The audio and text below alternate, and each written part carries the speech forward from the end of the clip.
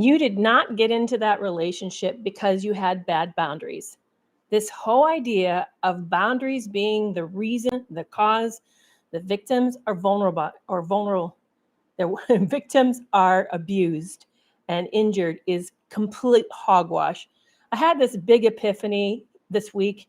I got to thinking about boundaries in general because it's so common for us to pile on to victims and say that poor boundaries is what led them to the abusive situation. And I tell me how many toddlers you know have bad boundaries.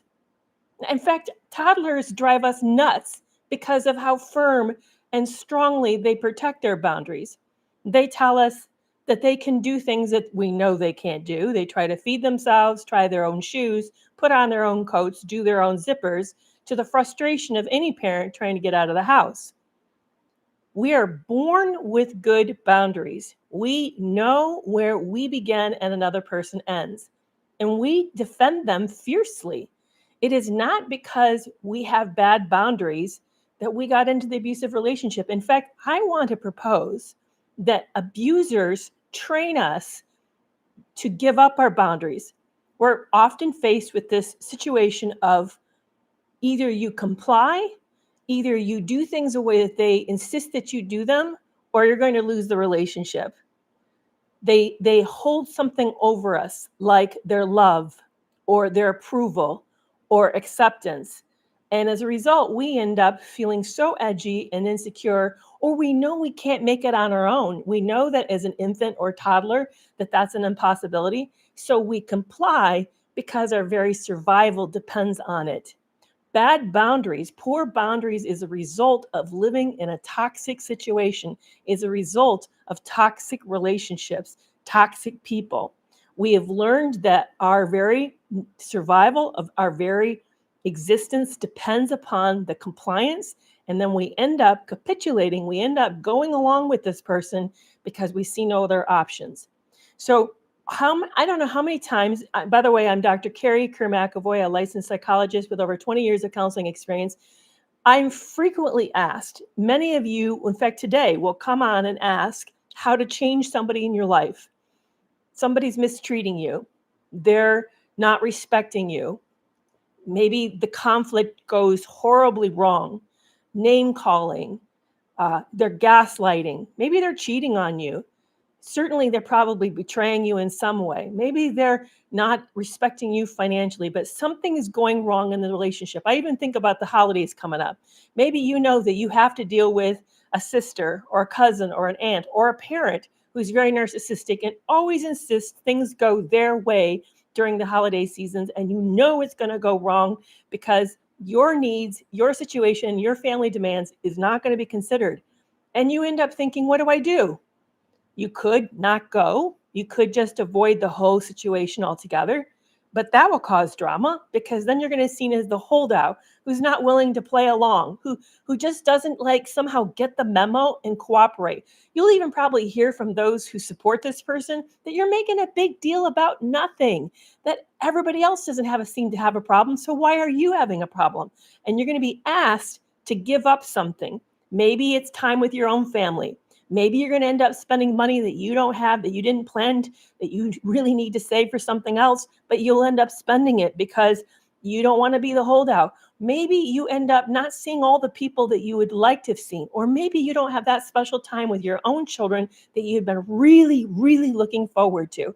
What happens, though, if you noticed, is that you knew what your boundaries were. Oh, thank you so much for that gift. You know what your boundaries were before this situation happened. But you ended up being put in a position where you're going to lose so severely that you gave in. And how many times has that happened to us over and over? And then the ironic part is you get all this back end crap of someone saying to you, well, the reason that happened is you just had bad boundaries. If you'd held on to your boundaries better, if you knew what even your boundaries were, then the situation would never have occurred and you would not have been in that bind. But you did know what your boundaries were. You got backed into the situation. And that's why you are where you are. I remember before my sister passed away, there was a family crisis that happened in her extended step family. And it was needed her. And by the way, my sister was ill. She had MS. not great shape. But in order to help this family member out who shouldn't have done what they did, they made some stupid mistake and they needed bailing out. And she got asked to make a drive, a several hour drive. And then in this drive, something goes wrong and they end up having to need to flip around on the highway and go in the opposite direction. And her toxic partner urged her to take the emergency turnabout, the ones that are illegal, that are for emergency crew only, for police officers and the EMS and fire trucks and stuff. They said, "Oh, no big deal, no big deal, no big deal, do it." So she did, and she ended up in some form of a kind of like a vehicle problem where I think she actually hit somebody or something happened. And you know what? Not a single family member that she rescued showed up to help her in that court case. She had to go and face it alone, pay for the fines alone, take it right on the nose after taking somebody else's advice. Now, did she have bad boundaries? She certainly stretched her boundaries in that situation. She certainly did something she knew that went against her own instincts, her own gut. But I'll tell you, the alternative would have been piled on abuse, insults, criticism. She would have been told how uptight she was, how unreasonable she was, how it was no big deal. And so what happens to a lot of victims in this situations, we weigh this out. We weigh out what we know may be the risk, we hope won't happen, but we know it's a risk we're taking, versus what we know will happen if we don't do whatever this person says, because we're in a relationship with them and we have to live with them and their feelings matter and our connection to them matters. And so we want to preserve all of that. So we end up then caving to this person because we see it as sort of like a lose-lose situation. So I really want to talk about this today. I know this was a long intro, but I want to talk about boundaries, whether or not you actually have poor boundaries. Is that the reason you've been in these toxic relationships? Or is it really the boundaries is a consequence, not the cause, the consequence to being in a relationship with somebody who disrespects you, has low morality, low empathy, and certainly is not invested in intimacy and vulnerability. I want to propose to you that poor boundaries is a result of being in toxic relationships. It is not the cause of toxic relationship. It is not the cause of your abuse. So again, I'm going to introduce myself. I'm Dr. Kerry Kerr McAvoy. I am a licensed psychologist with over 20 years of counseling experience. And thank you for letting me introduce this. And I know many of you are going to come on and ask me questions about what do I do about this person? And what do I do about that person? And how do I make them see differently? And what I'm going to really work hard. And I don't want to be hurtful. So I'm doing this warning ahead. I'm going to really turn this back around and say, you know what? This person is putting you in a bad position. So your choices are how you're going to protect yourself in a relationship where the other person does not have your best interest at heart. So it may mean, unfortunately, these types of relationships cost us connectedness. They cost us self-respect if we're not careful. And they will cost us having the relationship that we really wanted to have with this person. They don't want to have. It's not, they're wanting the relationship on their terms, not on yours. And their terms are far less. The bar for what they want is so low. I mean, they're not looking for cooperation. They're not looking for collaboration. They're not looking for intimacy.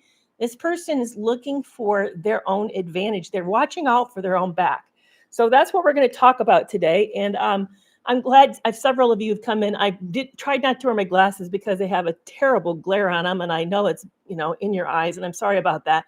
But I know so many of you are in this situation, and I've been thinking a lot about boundaries, because the first thing that we do is we say, oh, it's your problem. You had bad boundaries. If you just fix the boundaries, this whole problem would go away. I'm telling you, the problem will not go away, because the problem is with toxic people. The fact that they exist in the world. That the problem isn't you. The problem is you have to live around people who are willing to cannibalize you, to have you actually give up your own safety, your self-respect, your care for yourself. They're willing to let you drive yourself into the ground. They're willing to let you go broke. They're more than broke. They're willing to let you go into debt in order to finance the life that they want. So be super, super careful about this. So let's talk about this. Let's talk about why we fall into this trap, why we get stuck thinking that they're going to change when it's really they're changing us. Let's get into all of this nitty gritty. And I'm so glad you guys are here with me. You're the reason I'm here. I love this. I love the community we have. I love how we hang out together and talk about these really, really important details. And by the way, on TikTok, and I'm hoping to put it over on Instagram as well, but I now have a bundle. This is what I've always thought. This was my plan from the beginning, was to, when I wrote Love You More, the memoir, I wrote it partly for my own sanity. I wanted to make sense of what happened, why it happened to me. I felt so crazy. I'm sure you guys do too. You can't believe this is happening to you. You thought you were a successful person who knew what you wanted out of life. You thought you were heading somewhere. You thought you could tell danger, you could discern it. And they end up in these toxic relationships. You're like, what did I do? And how could I have? That's how I felt. I had 20 years of counseling experience. 20 years of counseling experience. I worked with narcissists. I knew my partner was a narcissist from the moment I met him. How come I had never heard that there was a risk in being in a relationship with a narcissist? We don't talk about it in grad school. I want to let you know that. So it's not coming. It may be today that graduate programs would be different, but I'm letting you know that that's not covered. It was not covered in my graduate program. So I wrote Love You More partly for my own sanity, but I also wrote Love You More and I included what I did because I'll tell you, I debated. I had to have a Post-it note on my computer that said this: write what you dare not say. Write what you dare not say, because the things I share in this book are vulnerable. Any of you guys who've read it, you know that I share a lot of intimacy. I share what goes wrong in private places and what it looked like, and how I was willing to tolerate abuse. Really, I mean, it's embarrassing, but I did it because this is what abuse looks like behind closed doors. So if you're thinking, no, it can't be this bad in anybody else's life, I'm the only one going through this, nobody else is suffering this, I want you to know that you're not alone, and that's really why I wrote Love You More. And I'm now bundling it with First Steps to Leaving a Narcissist workbook. And the reason I'm bundling these two is because this is what I needed to leave. I couldn't leave. I spent over a year agonizing. Did he love me? Was he working? He said he was working. I mean, I couldn't make a decision. So I was so torn up. And I never even heard of cognitive dissonance. I mean, we're taught in college that it's a moral decision, that you know the right answer and you don't want to do it. It's like, do I want to have a donut when I'm trying to diet, or do I want to stick to not just having coffee? That's cognitive dissonance. And once you make the decision, you feel better. But now we're understanding there's a different type of cognitive dissonance called chronic and persistent cognitive dissonance. And it is the agonizing inability to know what's real. You met somebody you thought was a wonderful person. You thought they walked on water. You thought you'd met your soulmate. What you didn't know was that it was a lie. This person wants you to believe that. So I wrote an online course as well as the workbook, and I'm now selling them together as a package cheaper than you can buy them individually. So if you're interested in that, please check out my TikTok shop. I'm super, super excited about the opportunity to bundle them together. I will also sell them separately, but right now it's a bundle together. So let's talk about boundaries. Let's talk about how you didn't have bad boundaries. You're just invested in the relationship. That's what happened. That's how you got stuck in this situation. And that's why you're having a really hard time getting out, is because you thought you met somebody really, really wonderful. And you found out that that's not who they are. So I'm opening it up to questions. What are you guys thinking right now? For those of you who heard this first part about how it was not your poor boundaries that got you into this relationship. And those who want to know, is this taped? Yes, that it is taped. It is always taped on YouTube. So if you missed the first part of this, or you want to replay and hear this again, maybe you weren't quite for sure you understood exactly what I was saying, please go to YouTube and you can hear the whole thing there in its entirety. So I'm super excited about that. So thank you for asking, for those of you who wanted to know. So What boundaries are you struggling with? I'm glad, Lisa, this is helpful. I'm glad you're knowing that you're not alone, that this is a common problem. It's interesting why we attack victims for boundaries when we've really not ever, I'm sorry, I'm plugging something in, when we really actually have not thought about it. Because anytime that you think about it, it makes sense. I mean, anybody who's raised kids knows that kids have great boundaries. They tell us what they will not eat and what they will eat. They talk about how they want to do things themselves. They battle with us over boundaries all the time. We're born with great boundaries. It isn't boundaries that it's the problem. It's that we end up in these situations where we know that if we don't go along, we're going to lose the things that we want in the relationship. So we end up giving in order to preserve the relationship. There's where the problem is. And we're not focusing on the fact the person's asking you to give up your boundaries in order to maintain a connection with them. For those of you who've read my book, Love You More, you know that I have a significant hair loss and I wear wigs.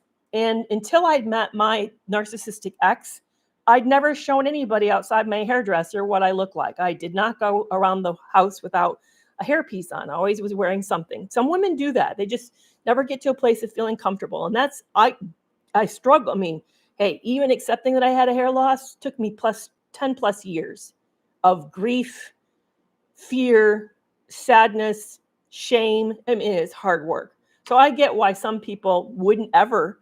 I didn't to my first husband. My late husband never saw me without a hairpiece on. I always wore something, even to bed. I always wore something. But would you believe in that narcissistically abusive relationship, he insisted that if I didn't go wigless around him, he would not have a relationship with me. He said that right off the get-go. I was shaking and crying. I couldn't believe he asked this, but I thought he was a great guy. So many things lined up. I had dated really, really aggressively for over a year. I'd met a lot of men that were like one and dones. I meet them and for coffee or whatever, and I could tell it's not a match.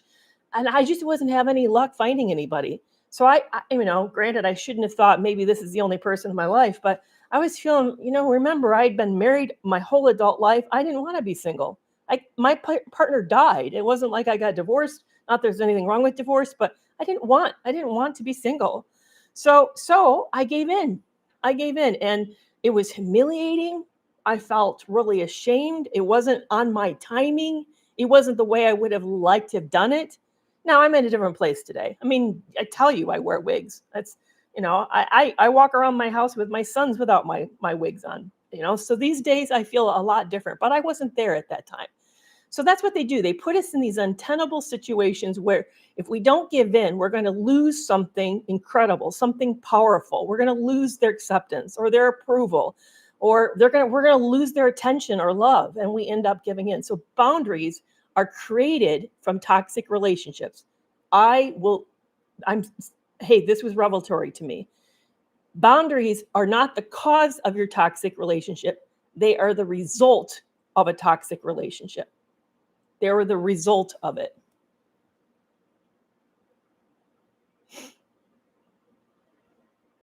Yeah, everybody leaves, but we say, oh, they're not that bad, so we do X, Y. Yeah, we get afraid, Renee. I agree. We get very, very afraid. You're asking a really good question, Renee. You're asking, why do we make excuses for the things that they do? I think it's because of our innate needs, and it's so important to know what drives us in relationships. I identified that there are 12 different innate needs that we have. Now, I know I cannot list them all off the top of my head. I'm not going to be able to do that, but here are some. We want to belong. We want stability. We would like to have acceptance. We want to have somebody care about us. We'd like to feel loved.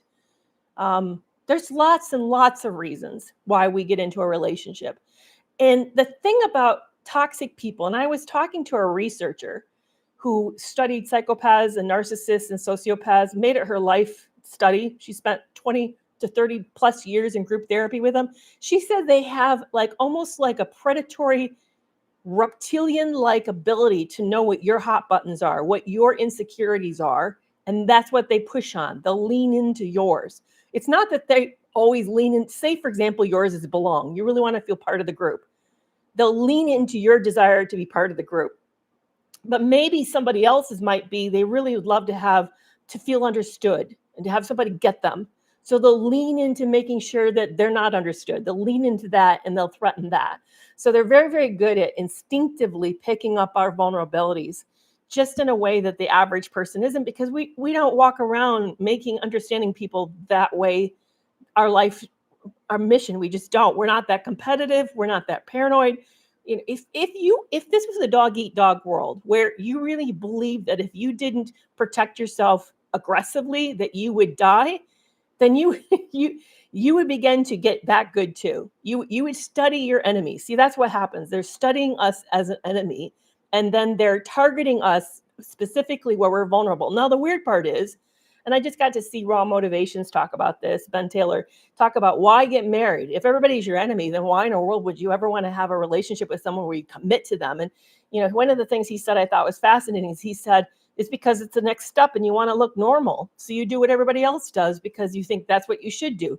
Notice he didn't say, and I think this is true for all narcissists, he didn't say, I did it because I want connectedness. He didn't do it because he really wanted to have somebody have his back. No. He just wanted to be able to blend in better. Did you get that? He wanted to blend in better. That's a radical different reason why you and I got into a relationship. We didn't do it so we blended in better.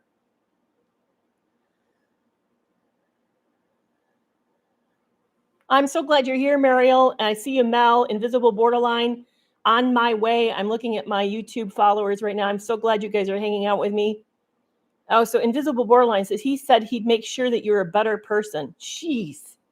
So he threatened your invisible borderline. I suggest that maybe you're struggling with borderline personality disorder, which would make you feel like you're kind of an outsider a bit. Maybe like you don't belong. I'm just making guesses. I don't know. But so that what he did is he threatened your need for belonging against you. So you felt like, well, I want to belong. So you gave in and you're like, thumbs up. Yep. So I nailed it. Awful. That's just awful. That's so awful. So yeah, ZZ says, my ex would call me naive and that I live in a bubble thinking that all people are good because he told me that that's how some other people treat me, but he made me the biggest fool. That's how I felt. You know what, ZZ, you know what mine said to me? Mine said to me, because mine didn't have English, was not his first language, so his vocabulary was limited. So I say to him, what do you love about me? And he'd say, you're without malice. First of all, I thought it was wild he knew the word malice because most English speakers don't use malice in their everyday vocabulary. It's just not. We'd say you're naive or gullible. That's the word we would use.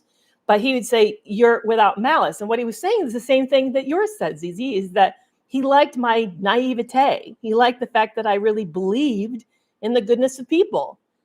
And I want you to hear me on this. There is nothing wrong with you believing in the goodness of people. That's a beautiful thing about you. That's what makes you somebody I want to hang around.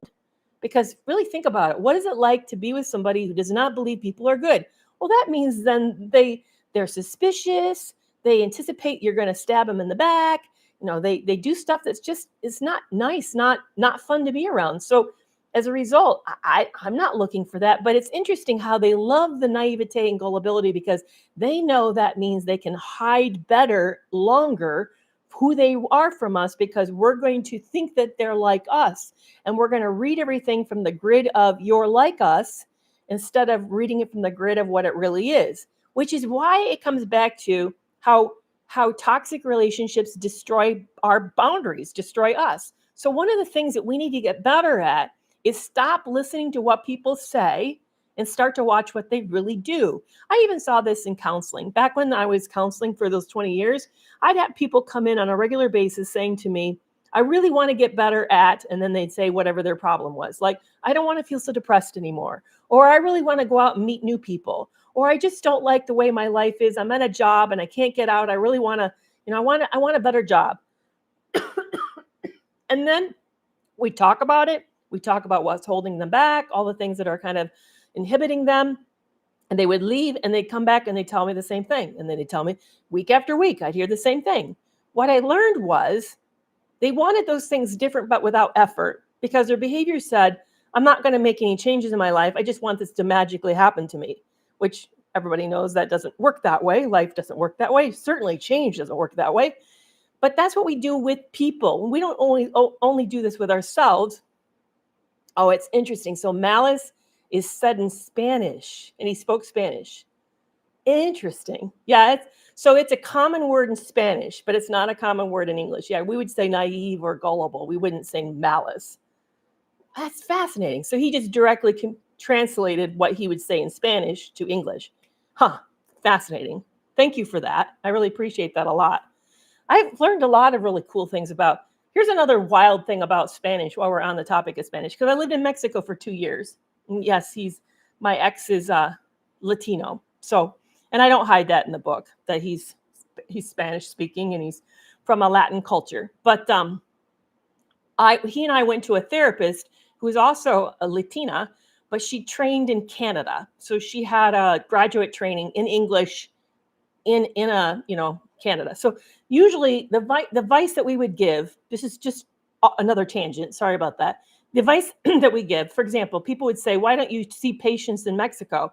Mexico is desperate for therapists. You're coming and you have a PhD. In fact, my immigrations officer told me, you should open a practice. We desperately need you seeing clients here. But here's the thing. I don't speak Spanish well enough to really understand the cultural nuances or the culture. I don't know the culture well enough. And it's just unethical. It would be unethical for me to do that. But I saw this Mexican therapist because she'd been trained in Canada and would know enough about English and English thinking and psychology, the way that the English speaking mind thinks about psychology. She wouldn't maybe know my culture, but she certainly would understand the concepts of psychology in English. So I agreed to see her. And she shared that I said to her, so what's one word in Spanish that's not translated in English? Or what's one word in English that's not translated to Spanish? And she said, accountability. And then her and my partner looked at each other and they're like, okay, responsibility is kind of close, but not the same thing. And then they thought you'd have to say a lot of words to describe accountability, but there's no word in Spanish for accountability. And I thought that was fascinating. But I also would love to know what word is in Spanish that English doesn't have. I know one of them is provecho, which means, like have great food. I hope it's really good. They say that to you, even as a stranger in the restaurant, they would say provecho. We don't say anything like that in English. We don't even have a word for that. It's just not something we do. So I know that's one word that we don't have in the English language, but it's interesting. So is someone elevated antisocial traits in a psych eval? Is someone who has elevated antisocial traits in a psych eval, are they necessarily a sociopath? That's a great question. LGBTQ plus gorgeous. It depends. So they could be a psychopath or they could be a sociopath. And those two things are similar but different. Sociopaths tend to be made. They tend to be more mercurial in their moods, more volatile. They tend to have a very abusive home life, grow up in a very traumatic situation. Buen provecho. Yeah, exactly. So you guys are telling me both. I'm seeing Spanish as well as I think Portuguese come in on this word. But yeah, so it could mean that. I would want to know LGBTQ, whether or not your partner or somebody that you know who's elevated traits, are they breaking the rules? Do they show low empathy? Is there a callousness towards other people? Are they kind of like ruthlessly egocentric? You'd want to make sure that they had the characteristics of the traits described by antisocial personality disorder in the DSM-5. You'd want to make sure that, yeah. Yeah, I am Andrew, exactly. Enjoy your food would be a provecho would be a similar equivalent, but we don't say that. So we could translate it, but it would take a lot of words, just like we could translate accountability. In fact, I did do that. I told a Spanish somebody, I went out on a cruise and I was talking to the staff and I said, yeah, we have a word in English you don't have, and it's accountability. And I began to describe it. It means this. And his eyes got wide. Like, yeah, we can describe it, but it would take a lot of words, and we just don't typically do that. Kind of accountability wraps all those words up into one word, and we use it regularly. We talk about accountability partners, or are you being accountable to somebody? Or, it's part of our way of thinking about things. It's just fascinating. So, yeah. Exactly. We're all on this topic of provicio. It's funny. Yeah, boundaries. So what have you guys heard about boundaries? So Lisa said, my ex said I was entitled. This was after I asked him to please not yell at me. He always made me the victim and then would point out he had it so much harder than me growing up. So his point was, you lucky you didn't grow up in his situation as if he really knew what you grew up with, because every person's situation's uniquely their own, and nobody's ever walked in your shoes. Nobody really knows what you've gone through. It would be impossible to know whether or not which is harder. It's interesting how we get into this competition game around things like that, around trauma, around drama, around even who suffered more, who has greater loss, whose abuse is more significant. Everybody loses when we do this. Everybody loses. I once heard, and this is on an interview with Brene Brown. I'm going to block on the name of the person she was interviewing, but this person worked with Kubler-Ross on the 5 stages of grief, and he added the 6th stage. Kessler. His last name is Kessler. That's who it was. So Dr. Kessler was talking to Brene Brown, and he said that we know that when there's been a significant loss in a family or in a marriage, that greater than 50% don't make it. The marriage just cannot survive this loss. And this is the reason he said they look closer in the reason why marriages don't last. And he said it's because they get into the competition of needing each other's grief to look the same, that we don't know how to support each other's grief paths being different, but we also end up thinking that we're suffering more than the other person. I thought that was really interesting, because here's the thing that I've learned. Your pain, your suffering is the greatest is because it's yours. It doesn't need to compare to anyone else. It's yours. And that's all that matters, is that it's affecting you and your life is being devastated by it. So it doesn't really mean that you don't need to know that it's somehow worse than somebody else. So it's interesting that your partner was making this a big issue, like as if I'm curious to know why. So why care about this? Was he trying to say you're not entitled to have your feelings or your reaction, that you need to be different or better? I mean, obviously there was some point to that. That's interesting. So Invisible Borderline said, I was always selfish if I asked for anything, even a hug. And it breaks you down pretty quickly when your partner convinces that giving you attention and affection is a waste of their time. It's fascinating you're describing that. Mine did something similar. Mine did that around intimacy, physical intimacy in the relationship. He wanted us to become a sexless couple. We're basically roommates, because he was acting out. I wasn't for sure. I knew about it at the time. I suspected. I knew he had cheated. Found that out 2 months into the marriage. But I didn't know the whole history. I didn't know that this person was serial cheating and that he would never be monogamous and that all of it was a lie. I didn't know that. It took me a long time into the relationship to learn that. But it's interesting. So he would turn me down a lot. And then he would make my desire for him pathological, that I was sick in some way, that I was not sensitive, and that if I had been a more thoughtful person, I wouldn't approach him wanting affection or connectedness or intimacy. Yeah, it's amazing. And you're right. It does do something really harmful when we turn towards somebody and they turn us away and they reject us. And not just that they reject us, but they reject us with an insult, saying that our desire for the connection in itself is inherently wrong. Wow, let that sink in for a second. That our desire for connectedness is inherently wrong. It does break you down. I agree with you. It breaks you down. It really is highly destructive when you are rebuffed like that. Yeah, it's just horrible. I think we start to think differently, but they stay the same and angry when we start to change. I find, Muriel, that they also get angry when we adjust to their abuse. When we are forced to adjust. You get into the relationship thinking, because they promise one thing.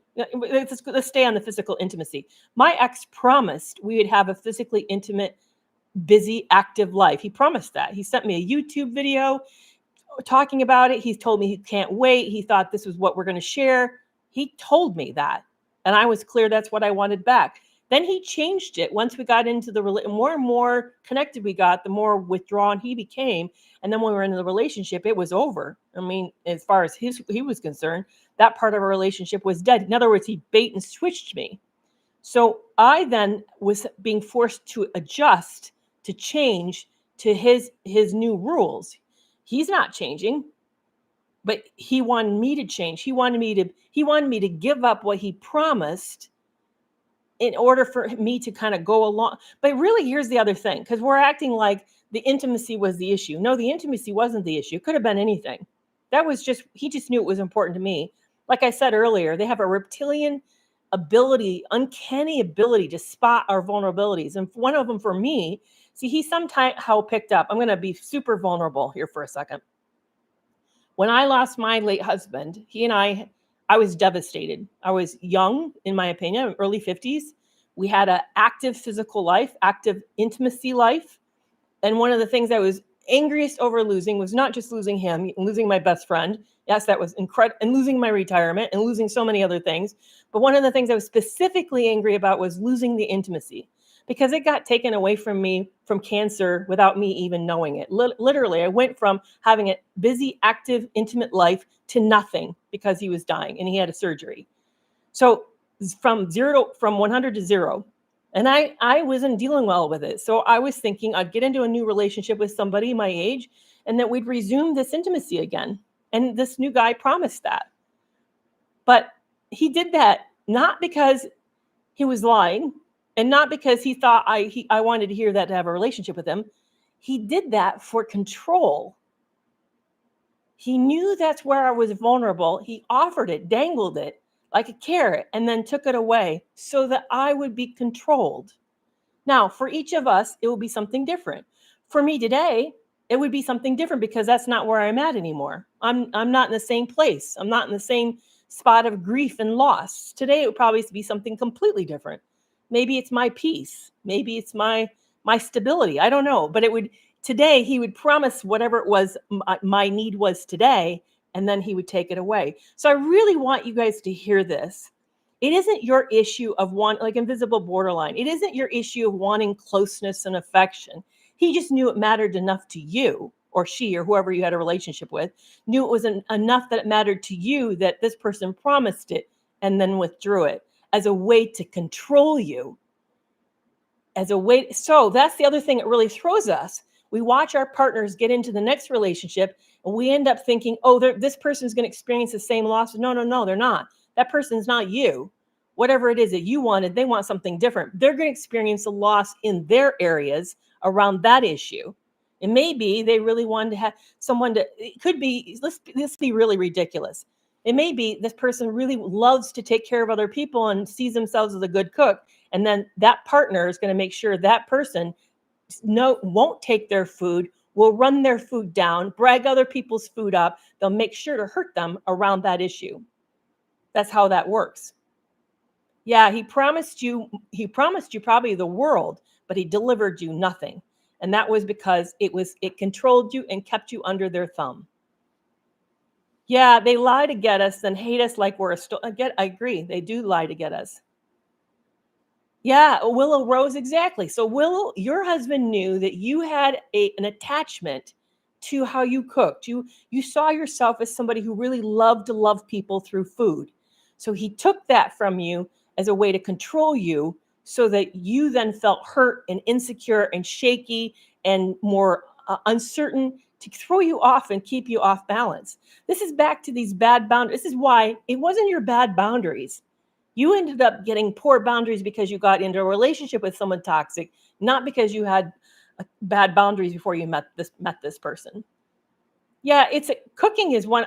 I'm thinking of that because my ex got into a relationship with somebody who's learned to make homemade flour tortillas for him. I'll bet you though, she can't do it right. I'll bet you she's hearing how his mother can make them better because he knows that's going to get under her skin. He's going to hurt me around the sex, but he's going to hurt her around the cooking. How I know it's because I got to see text messages of her even sending pictures of the tortillas she made for him. How much you want to bet he's running her down around that? Absolutely. Absolutely. Could be about your parenting. You think that you're a really great parent. You know how to show up. It could be that you're somebody who really takes a whole lot of time and effort into being creative and fostering creativity. And they're going to let you know that you're not all that and you're not that good of an artist. They're going to make sure to hit you where it hurts, not because they want to put you in your place around that thing. No, it's around control. All of this is around control. They want you to be as shaky and off balance and feel as miserable and bad about yourself. Thank you so much for the gift, Phoenix, as they do about themselves.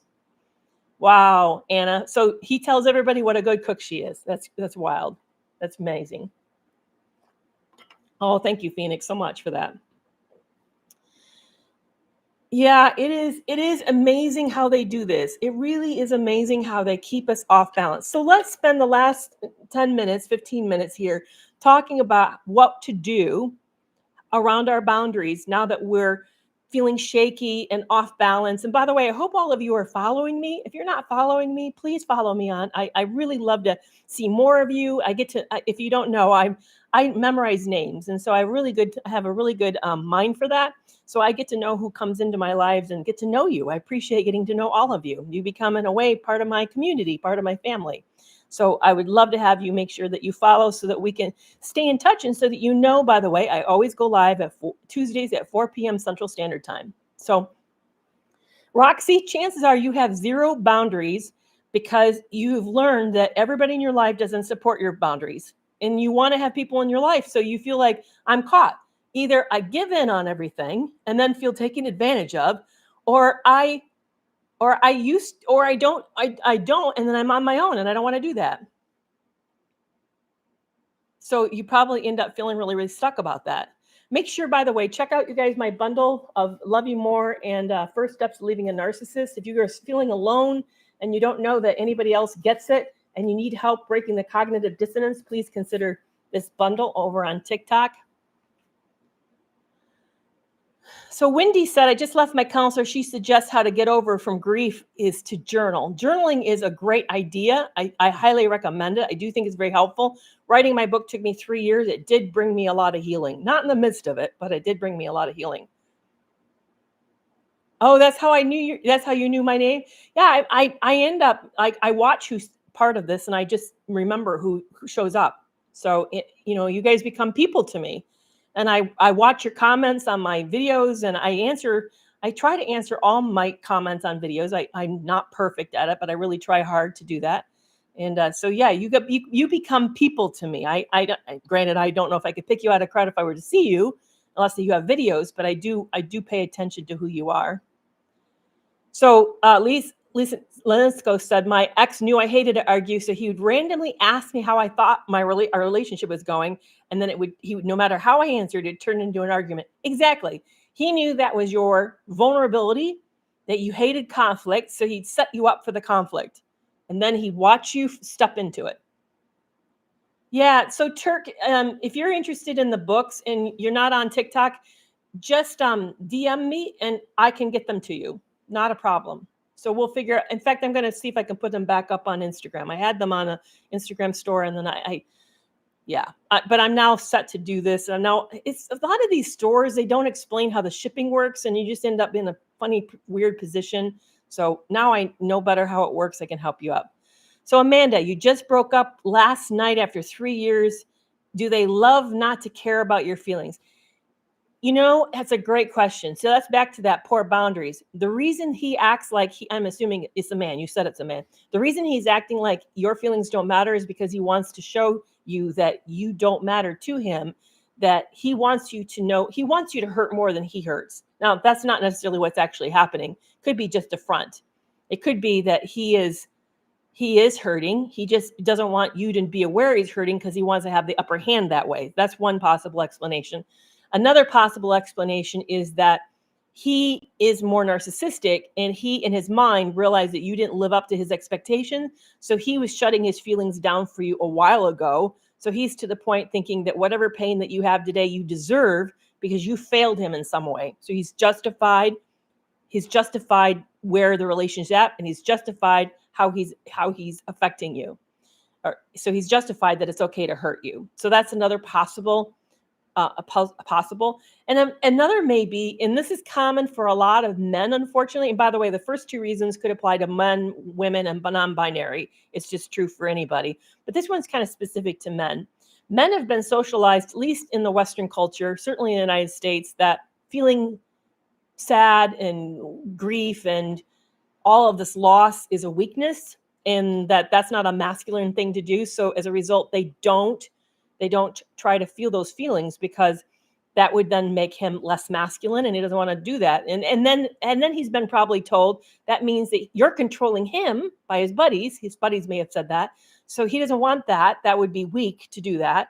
So he just shut them off. So that's probably, of the three, the most likely, but it could be any of those. It could be a combination of them. And thank you so much, Miss Emily, for the gift. I appreciate that.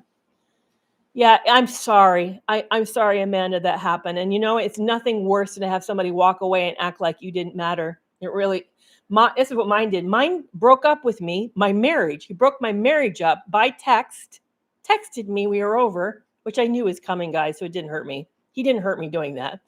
And then he made sure that I was on social media or some form for him, that he got engaged before our divorce was final. He was already with his girlfriend, who he had all the way through the relationship, was sporting a ring before our divorce was even, the paper was even signed. So does the coverts have rage? Yes, they have rage, but it's passive aggressive rage. It's that seething, hidden, silent rage, which is really scary. It can be, and they'll make sure to jab you and get you back in very indirect ways. So you think that they seem all cool and everything's fine, but then they're going to make sure they'll hold the grudge, and then they'll get it back in the way that they know is really going to affect you. Hidden ways, and ways they can claim that you're making a big deal over nothing, or that they didn't mean that. You're misreading it. They'll make sure to get you in some wild way that is just indirect. But yes, they're very, very angry people, definitely. So Gina said, my boyfriend over 3 years has been cheating with hookups, and now since the death of his father, he says he's changed. I feel trauma bonded, and I don't know what to do about it. Gina, I got the perfect thing for you to do. Now, Amanda, I'm glad that helped. Those possible theories of why he may be doing this helps. Let me know what you find out. I'd love to know if I was anywhere near on the ball on any of that. But hey, Gina, so let's try this, Gina. Okay, so he says he's changed. By the way, I'm so sorry that's happened to you. That kind of betrayal is gut-wrenching. Gut-wrenching. I went through it. I experienced it. I'm so sorry it's happening to you. This is what I want you to do. I want you to privately make a list of 5 to 10 things that need to change in that relationship for it to be safe for you. Maybe you don't want him to call you names anymore. Maybe he has to stop raising his voice. Maybe he needs to let you know where he's at all the time. Maybe he needs to share the bank accounts with you. Put your name on those accounts. Notice everything that I'm saying is measurable, observable, and you know that it's happening. In other words, I'm not saying, I just want him to be nicer to me. What the hell is that? I don't know how to define niceness. You can't define niceness. He can't define niceness. You want it to be something that's definable, like putting your name on bank accounts, like not calling you names. Those are definable. Those are measurable, observable things. I want you to find 5 to 10 measurable, observable things that are going wrong in this relationship that has made it intolerable for you. Maybe it is he never cheats again, and he not only doesn't cheat, but he also doesn't text. He doesn't talk to any woman that's a stranger outside of business. And any time that he's gone, he accounts for where he's at and what he's doing. And he does all of this voluntarily without any attitude or acting snarky or snotty in any way. I don't know, just some suggestions, okay? I want you to identify 5 to 10 of those. All right, then I want you to say to him, I have a list of, let's just pretend, 8 items that need to be different. I'm going to tell you 3. I'm never telling you the rest of that list. If you're sincere about wanting this relationship to work, we'll check back in 6 months to see if all 8 of those items are different. But we'll know on the 3. But if not all 8 are different, then I'm not interested in having a relationship with you. Now, if this person presses you for the rest of that list, I want you to make that one of the three. If you press me for the rest of the list, that tells me you're not sincere about changing. This is all lip service. And already the answer is no, we're not going forward. Because if you truly loved me and you wanted me back, then you'd be so broken over what you did to me, so remorseful, so guilty, so willing to do whatever it took to keep this relationship. You would not hurt me by pressing for something that I specifically asked you not to. Now, I want you to write that list down, keep it private, never, never, ever share it with him, not ever, not even if he does it. Even if in 6 months and he does all that whole list, never share it with him, because this is what happens. When you tell someone who's toxic what it is that you want from them, that's all they'll only give you. That's all you'll get. You'll get nothing more than that. But if you leave it unknown, now you're making this person to have to do the harder work of self-reflection, of digging deep and really like honing in on themselves and why that relationship went wrong. And I'll tell you, I'm going to guess, Gina, he's not going to do this. Even he'll reject the offer of it. You bring it as you say to him, sure, this is what I require from him. He's going to say, no way. He's going to say, you can stick it. So there's your first test. Is he even willing to entertain it? Your second test is if he actually tries it. And I'll bet you, of everybody I know who's been in a toxic relationship, who's described their partners to be male and female, 99.9% would not do this. They won't, which is all right. It's okay, because then you know all of that I'm changed, I want you back, I really miss you, I've lost you, is bullshit. It's just bullshit. I'm sorry. It's not real. Because real change, think about what would happen if you truly broke someone's heart. You would go above and beyond to go out of your way in order for this to be different. Yeah, so one of your requests is transparency with the phone, and he does. Well, that's great. So find the rest of your 5 to 10 items and make sure that they're things that really keep you safe, really, truly keep you safe. If you get attitude, and one of them is no attitude. He can't, if you need reassurance, because I was there. I was in a relationship with someone who's a serial cheater. So if you get any attitude about your insecurity, around your pain, around your feeling broken about the betrayal, around your insecurity now as who you are in their relationship, he doesn't allow that for you. So yeah, he's already not. But if you want somebody, a truly repentant person would regret your feelings, that your feelings were damaged, your trust was damaged.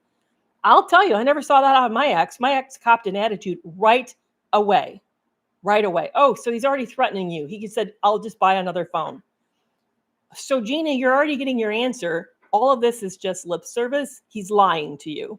There's something about the relationship he's not ready for it to be over, because he's not in the place in his life to afford whatever it is that you two have.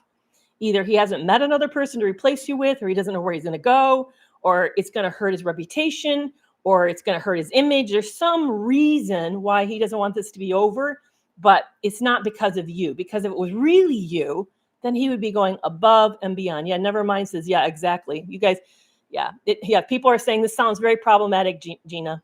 Yeah, I agree. It does sound very, very problematic.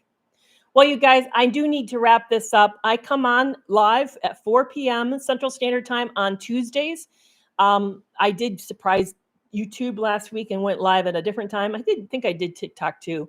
Be sure to check out my resources.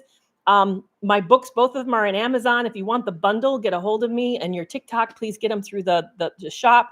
I'm so excited about being able to offer that. And one of the things I'm thinking about, I would love to know what you guys think about. I'm going to take one more minute to tell you this. Thinking about putting together self-healing boxes where I put like things that we need for soothing, like scents, maybe like an aromatic candle, soy candle, maybe a mask for our eyes to block out noise, or at least block out lights that are overwhelming.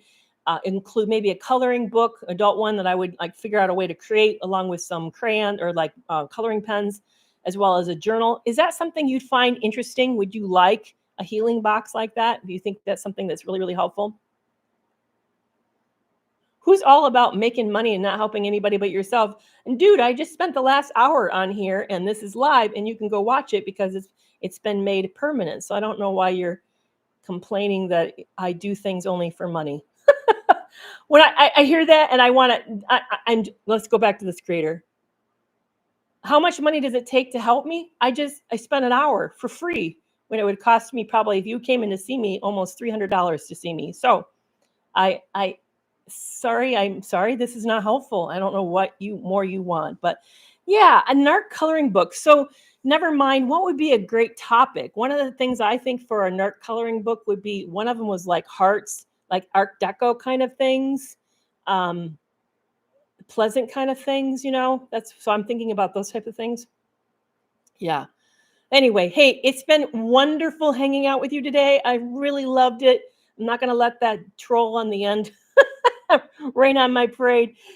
But we had a great conversation about boundaries, poor boundaries, how we get thrown about boundaries. Yeah. Oh, thank you. So I appreciate hearing that. You guys, this feedback is really, really helpful to me. I come up with a lot of creative ideas, but just because it's something that would be appealing to me doesn't mean it's appealing to anybody else. And I've already tried the webinar idea and a lot of other directions, and there's a lot of them are misses, and I don't want to do a miss. I want another hit. Yeah, so you worry about physical books getting found. By the way, my books are available digitally, very, very much so. Again, Miriam, get a hold of me, and I'd be happy to send you the links to how to get them digitally. So you don't have to. All right, Dive, honey. I appreciate you. I appreciate the fact that you're trying. And anyway, best of all of you. You guys take care. Bye-bye.